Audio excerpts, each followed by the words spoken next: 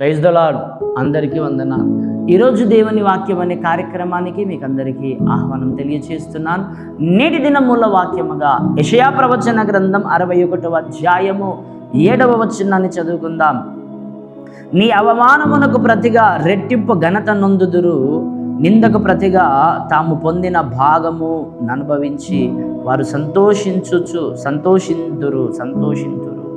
వారు తమ దేశములో రెట్టింపు భాగమునకు కర్తలగదురు, నిత్యానందము వారికి కలుగును. చూడండి ప్రియులారా, ఇలా చదివిన లేఖన భాగములో ఓ చక్కటి విషయాన్ని మనం ఈరోజు ధ్యానం చేస్తున్నాం. ఏమిటి ఆ విషయం అని అంటే, నీ అవమానమునకు ప్రతిగా రెట్టింపు ఘనత నీవు పొందేదవు. రెట్టింపు ఘనతను నీవు పొందేదవు. చూడండి ప్రియులారా, చాలామంది అనేక రకాలుగా అవమానపరచబడే వాళ్ళు ఉన్నారు. ఇంట్లో అవమానపరచబడే వాళ్ళు ఉన్నారు. అది భార్య కానీ, భర్త కానీ, తల్లిదండ్రులు కానీ, అన్నదమ్ములు కానీ, అక్క చెల్లెలు కానీ, ఎవరైనా కానీ ఇంట్లో ఉన్నటువంటి బంధువులను బట్టి అవమానపరచబడే వాళ్ళు ఉన్నారు. చదువుకునే చోట కొంతమంది అవమానపరచబడే వాళ్ళు ఉన్నారు.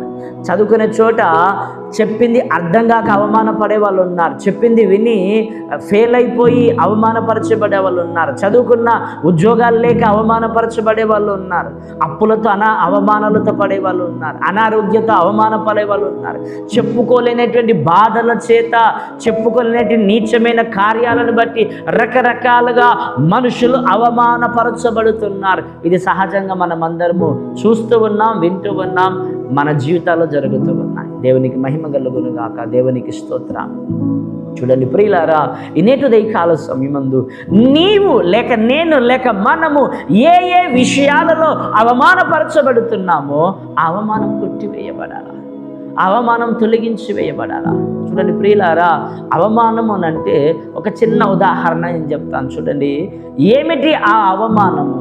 ఆ అవమానానికి రెట్టింపు ఘనత ఎలా దొరుకుతుంది అనే విషయాన్ని గమనిస్తే, యేసుక్రీస్తు వారి తల్లి అయినటువంటి మరియ ఉన్నది. ఆ యేసుక్రీస్తు వారి యొక్క తల్లి అయినటువంటి మరియ గర్భం ధరించింది.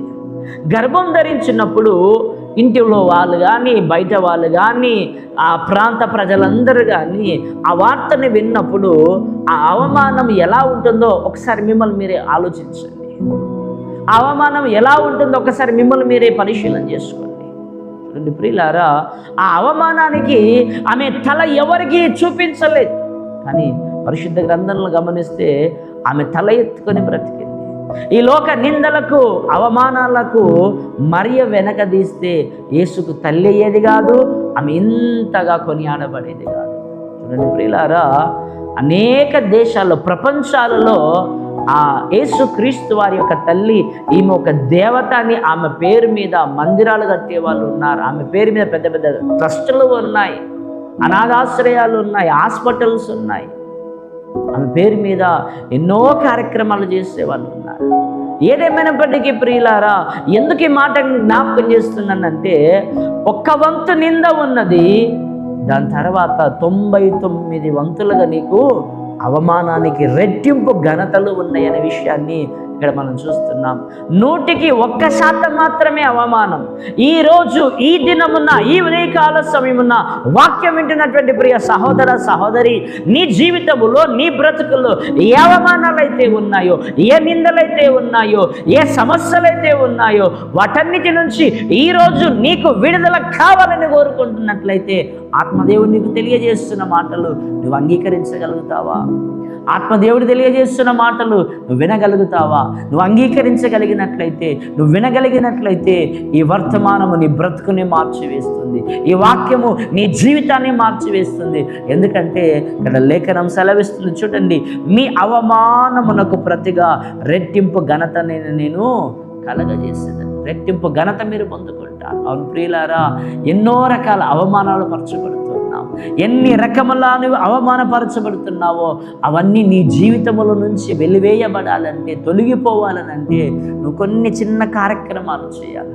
ఏమిటి అని అంటే వాటిని లేఖనానుసారంగా చూద్దాం. చూడండి ప్రియులారా, సొలొమోను రాసినటువంటి సామెతల గ్రంథము 18వ అధ్యాయము 7వ వచన భాగాన్ని మనం చదువుకుందాం. బుద్ధిహీనుని నోరు వానికి నాశనము తెచ్చును, వాని పెదవులు వాని ప్రాణమునకు ఉరి తెచ్చును అనేటువంటి మాటలు మనం చూస్తున్నాం. బుద్ధిహీనుని నోరు వానికి నాశనము తెచ్చును. బుద్ధిహీనుని నోరు నాశనం తెచ్చినప్పుడు మనము ఎలాగూ రెట్టింపు ఘనత నొందుతాము, రెట్టింపు ఘనత మనము పొందుకుంటాం. మనము ఘనత పొందాలి అని అంటే మన నోరు చాలా ప్రాముఖ్యమై ఉండాలి. లోకములో ఉన్నటువంటి వారు చాలామంది అంటారు, ఒక సామెత ఏంటంటే నోరు బాగుంటేనట ఊరు బాగుంటుంది అని వాక్యం సెలవిస్తుంది. సామెతల్లో ఒక మాట ఉంది, నీ నోరు బాగుంటేనట ఏముంటుందట, ఊరంతా బాగుంటుందట. కనుక అందరు బాగలేరు కాదు, అందరు అలా ఉన్నారు కాదు, అందరు అలా మాట్లాడుతున్నారు కాదు, నేను ఎలా ఉన్నాను, నేను ఎలా మాట్లాడుతున్నాను, నా మాట తీరు ఏ విధముగా ఉన్నది, హెచ్చించబడడం అనేది లేక దీవించబడడం అనేది లేక ఆశ్రయించబడడం ఘనత అనేది మనకు కలగాలి అని అంటే అవతల వ్యక్తి మాట్లాడినట్లుగా, అవతల వ్యక్తి ప్రవర్తించినట్లుగా నీవు ప్రవర్తించకూడదు. అవతల వ్యక్తికి టోటల్గా నువ్వు ఎలా ఉండాలి, వ్యతిరేకంగా ఉండాలి. వ్యతిరేకంగా అంటే వేరే అర్థం కాదు. అవతల వ్యక్తి దూషిస్తున్నాడు, అవమానపరుస్తున్నాడు, హేళన చేస్తున్నాడు, యువతలు నువ్వేం చేయాలా, మంచిగా బ్రతకాలి, మంచిగా ఉన్న, నీతిగా ఉన్న. అవతల వ్యక్తి మాట్లాడినట్లుగా, ప్రవర్తించినట్లుగా, జీవించినట్లుగా అది నీ ఇంట్లో కానీ, నీ సంఘంలో కానీ, నీ గ్రామంలో కానీ, నీ వ్యాపారంలో కానీ, నీ ఉద్యోగం ఎక్కడా నువ్వు అవతల వాళ్ళు జీవించినట్లుగా జీవించకూడదు. నీకు ఒక ప్రత్యేకత ఉండాలి. ఆ ప్రత్యేకత ఉండాలి అని అంటే అందరూ మాట్లాడినట్లుగా నీవు మాట్లాడకూడదు. ఇది మొదటి విషయాన్ని నేను తెలియజేస్తున్నాను. చూడండి, రెండవదిగా సొలొమోను రాసినటువంటి సామెతల గ్రంథము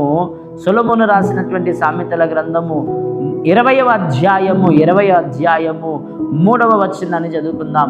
కలహమునకు దూరముగా నుండుట నరులకు ఘనత, మూర్ఖుడైన ప్రతి వాడును పోరునే కోరును. చూడండి, నీకు ఘనత ఎప్పుడంటే కలహమునకు, వివాదాలకు, మనస్పర్ధాలకు. అవతల వాడు అర్థం చేసుకోవట్లేదు కానీ నువ్వు అర్థం చేసుకో. ఎందుకంటే దేవుని యందు నువ్వు భయభక్తులుగా నీవు ఉన్నప్పుడు ఇది నీ జీవితంలో నెరవేర్చబడుతుంది. ఊకనే నువ్వు ఘనత పొందాలని అంటే ఘనత నువ్వు పొందలేవు. నీ అవమానాలు, నీ కష్టాలు, నీ బాధలు, నీ సమస్యలు, నువ్వు వేటిని బట్టి అవమానపరచబడుతున్నావో అవన్నీ పోవాలి అని అంటే మొదటిగా నీ నోరు కరెక్ట్గా ఉండాలా. రెండవదిగా వాక్యమే చెప్తుంది, నేను చెప్పడం కాదు, దూరముగా నుండి నరులకు ఘనత. దేనికి దూరముగా అంటే కలహాలకు, వివాదాలు పుట్టించడానికి, గొడవలు పెట్టడానికి, మనస్పర్ధాలు పుట్టించడానికి, ఉన్నవి లేని కన్ని కల్పిత మాటలు చెప్పడానికి మనము ఈ లోకానుసారంగా జీవించేవారం కాదు, ఈ లోకానుసారంగా బ్రతికేవారం కాదు. కనుక ప్రియమైనటువంటి వారులారా, వాక్యం సెలవిస్తున్నది మన బ్రతుకులో, మన జీవితంలో మనం ఉన్నతమైన శిఖరములు ఎక్కాలి అని అంటే, మనము ఘనత పొందాలి అని అంటే వాక్యం చాలా స్పష్టంగా తెలియజేస్తున్నది. సమస్యలకు మనం ఏం చేయాలట, దూరముగా ఉండాలట. సమస్యలు సృష్టించే వారేముగా మనము ఉండకూడదు, సమస్యలు పరిష్కరించే వారేముగా ఉండాలని వాక్యం సెలవిస్తుంది. సొలొమోను రాసిన సామెతల గ్రంథం 21వ అధ్యాయము 12వ వచన భాగాన్ని చదువుకుందాం. నీతిమంతుడైన వాడు బుద్ధిహీనుని ఇల్లు ఏమైనది కనిపెట్టును, భక్తిహీనులను ఆయన నాశనములో కూల్చును. నీతిలారా, మనము నీతిమంతులమై ఉండాలా. ఎందుకంటే వాక్యం చాలా స్పష్టంగా తెలియచేస్తుంది, ఆయన నిన్ను హెచ్చించాలంటే, నీకున్న అవమానాలు, నీకున్న బాధలు, నీకున్న వేదనల్ని తీసివేయాలని అంటే మనలో ఏముండాలట, నీతి ఉండాలట. నీ నీతికి తగినట్లుగా ఆయన నిన్ను హెచ్చించును అని వాక్యం మనకు సెలవిస్తుంది. నీ నీతికి తగినట్లుగా, ఒకరి నీతి కాదు, అవతల వాళ్ళ నీతి కాదు, నీ నీతికి తగినట్లుగా నీవు హెచ్చించబడతావని వాక్యం సెలవిస్తుంది. కనుక ప్రియమైనటువంటి వారులారా, మన జీవితంలో, మన బ్రతుకులో మనము అవమానాల నుంచి, నిందల్లో నుంచి, బాధల నుంచి బయటపడాలి అని అంటే, మనము ఘనత పొందాలి అని అంటే నీవు ఏం చేయాలి? మొట్టమొదటిగా నోరు భద్రం పెట్టుకోవాలా. సమస్యలు సృష్టించడానికి, సమస్యలు ఉన్న చోట ఉండడానికి మనము వీల్లేదు, వాటికి దూరముగా ఉండాలా. అవసరమైతే ఆ సమస్యల దగ్గర మనం ఉన్నప్పుడు వాటికి పరిష్కారము చూపాలా. న్యాయము కనపరచాలా.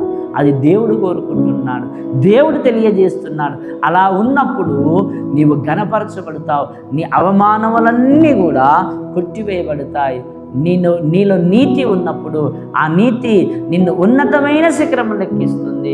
నీ నీతికి తగినట్లుగా నీవు హెచ్చించబడతావని వాక్యం సెలవిస్తుంది. కనుక ఈ 3 విషయాలు గనక మన జీవితంలో, మన బ్రతుకుల్లో మనం అనుగ్రహించి పొందుకొని వాటిని గనక అవలంబిస్తే, ఆ విధంగా మనం జీవిస్తే, బ్రతికితే, మనము ఆధ్యాత్మికంగా, ఆర్థికంగా, కుటుంబపరంగా ఏ విషయంలో కూడా నిందపడనే పడం. ఎందుకంటే మనము వాక్యానుసారంగా జీవిస్తున్నాం కనుక మనం హెచ్చించబడతాం. ఆ వాక్యం మనల్ని ఆశీర్వదిస్తుంది. అటు కృపాత్రియక దేవుడు మనకిచ్చును గాక. ఆమేన్. ప్రార్థన చేసుకుందాం. పరిశుద్ధుడా నీకు వందనాలు, స్తోత్రాలు. నీ మాటలు నాలో, మాలో, అందరిలో మీరు ఫలింపజేసి మహిమ పొందమని త్రియక దేవుడిని యేసు నామమున వేడుకుంటున్నాం తండ్రి. ఆమేన్.